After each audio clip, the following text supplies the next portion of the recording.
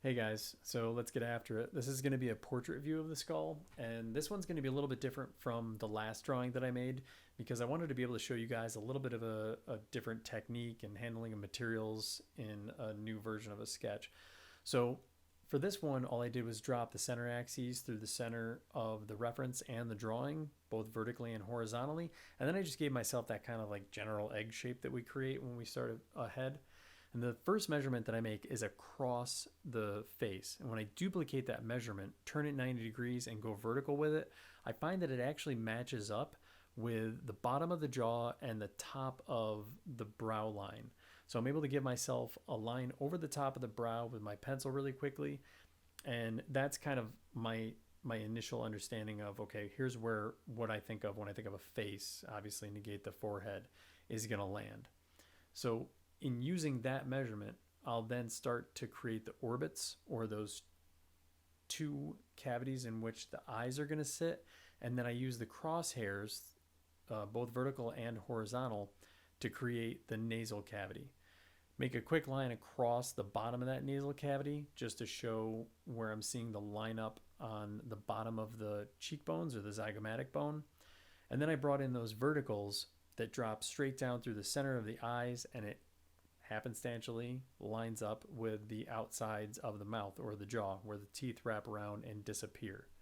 The next set of measurements that I make is just across those orbits or the cavities for the eyes. And I want to make sure that they're equidistant, or that they're relatively the same size. And that next measurement, that smaller measurement that you're seeing pop up, that's going to be the measurement from the outside of that zygomatic to the outside of the skull. So I'm just measuring every little space and distance that I can get. And looking at my reference, I noticed that the skull was a little turned. So that distance on my left side, where I'm plotting it in right there, that's a little bit bigger than on the right side in my reference. So on that right side, the skull kind of cuts off about halfway through that measurement. So I actually have to make the adjustment to that exterior contour. And it's actually interesting because you can see that long line horizontally, it overruns the skull now. It's actually on the outside. And it's going to be a point of interest when I go to measure the depth of the jaw. I'm actually going to have to make an adjustment, and it's coming up right here. Because on the right side reference here, you can see I measured from the bottom of the jaw to the middle of that part in the teeth. And if I duplicate that measurement 4 times up, I make it almost up to the top of the skull. When I went to do that in my drawing, you can see right there, it falls really short. So I delete those measurements. I'm like, all right, wait, something's going on here. I make the realization after a minute that my long lines are actually too long. So right there, I shorten that long measurement, I shorten the long measurement, and I bring the bottom of the jaw up a little bit. And now we start to make those comparisons again, and I stagger those lines. Now I'm somewhere closer to where I want to be. And this is the point in which you kind of have to make a judgment call for yourself and say, okay, good enough for now. I will revisit this, but I'm going to keep plugging because I know I'm going to revise the drawing. So before I start actually getting into value, the last thing that I do is I go in and do a little bit of detail on negative space, meaning that gap between the mandible, the jawbone itself, and the zygomatic cheekbone right there, as well as the maxilla, that being the bone on top that carries the teeth. So now that I'm pretty comfortable with where I'm at with just a quick contour drawing, I finally have the confidence to start to get in there with a little bit of value. And the first area that I'm going to focus on is that first area of shadow that helps define the face, and that is the orbit, or the area around the eyes. And this is part of the reason why I want to start with the skull. I want you guys to be able to see what it is that creates the shadow shapes on the face whenever you draw a portrait. So the area around the eyes, the area right above the eyes, or right on that brow there that I punched in, and then the area underneath the nose. So you can see how deep these cavities are in the eyes and the nasal cavity. Those create really deep, dark shadows. And because the eyes are sunk back into the skull and the nose projects out off of the face, those feature shadows are also a lot deeper and richer, and that's what brings so much form to the face.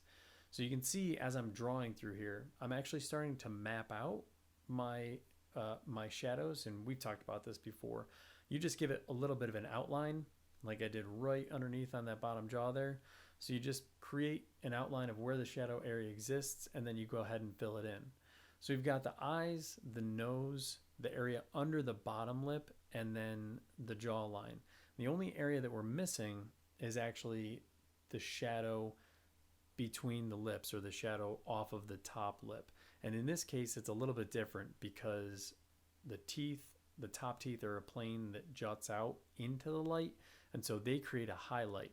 But you can see the shadow that they cast down on that lower teeth. And I waited a little bit in the drawing, probably because I was just being hesitant like anybody else would. Teeth are hard, they're detailed, and so you kind of save them.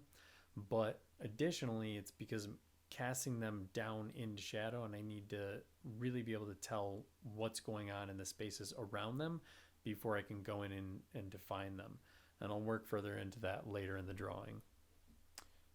So really what I'm going to do here for the next couple of minutes or couple of seconds in the time lapse is just work on some of the details within the contours of those bones. So looking at those processes that jut out on the mandible, and then also trimming things in around the eyes, or again, mapping smaller areas of shadow, determining points of, where the terminating point for the light is, or trimming just exterior contours around the outsides of things. One thing that I find interesting whenever we watch ourselves draw, like I completely ignored the shadow on the cheekbone that's on our right now. So I'm getting into playing around with a little bit of shadow, or something that would resemble like a blended kind of charcoal or a blended ebony pencil. And I'm not even noticing the fact that right there, that shadow was left out in the original penciling. So I'm actually going to cut back and go ahead and pencil that in. And I do have to make a plug for digital at this point. That's one of those things that if I were doing this in a physical setting, I would not be able to go back.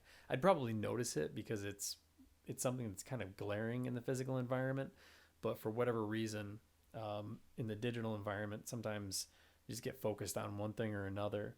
But I'm able to just, by use of my layers, go back, make adjustments, or add something to a layer to see how it looks, and then completely wipe it away.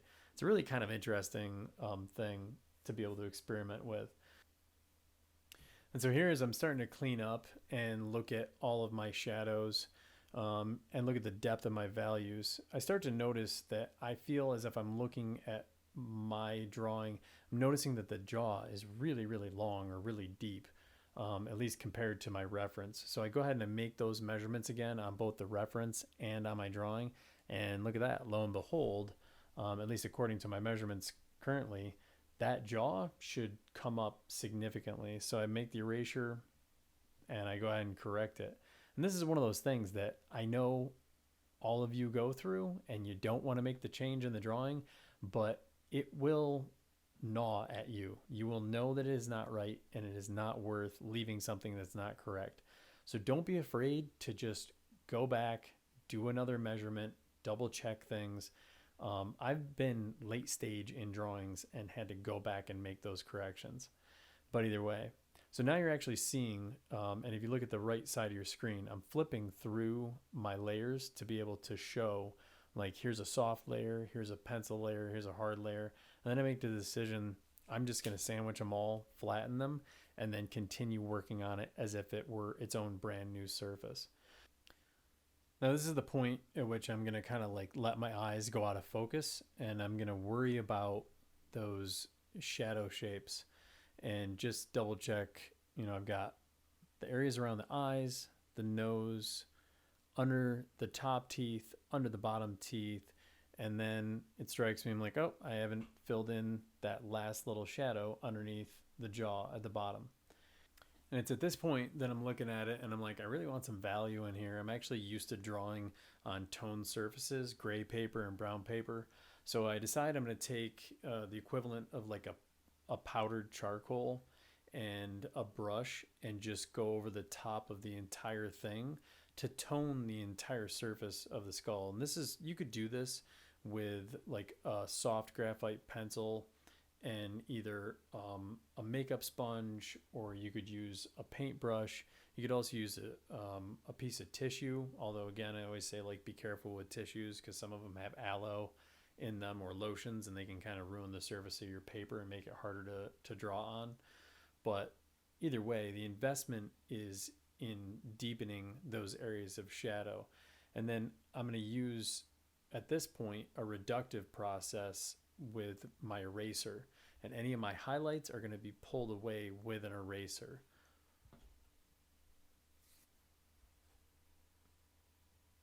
And I grab a nice big brush and I go in and I decide on this one, I'd like to really establish a nice dark background.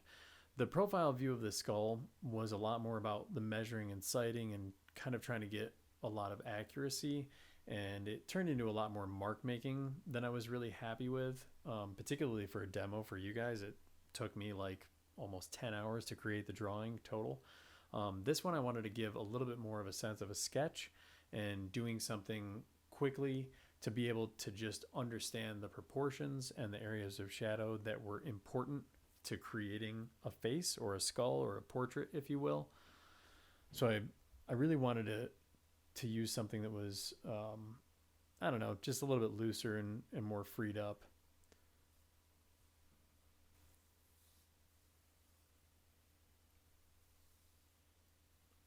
So now that I've got this nice dark background to work against, now I'm looking at all my values on the skull, and I'm feeling a lot more comfortable to be able to go in and really start to build up. And I'm still using a really soft brush in working into this. And again, it'd be the same thing as working with a soft charcoal pencil, or you could even use a soft graphite pencil, like an 8B, or my favorite as far as the graphite pencils go is an ebony pencil. I just find that I can get really, really dark values. I can get really soft, subtle edges. And if I want to, I can sharpen it like crazy and get really, really nice, fine detail with it. So if you have an ebony pencil on hand, or like, again, an 8B drawing pencil, that's probably going to be a really good go-to. But the rest of this time lapse here is going to be just about deepening all of my shadows.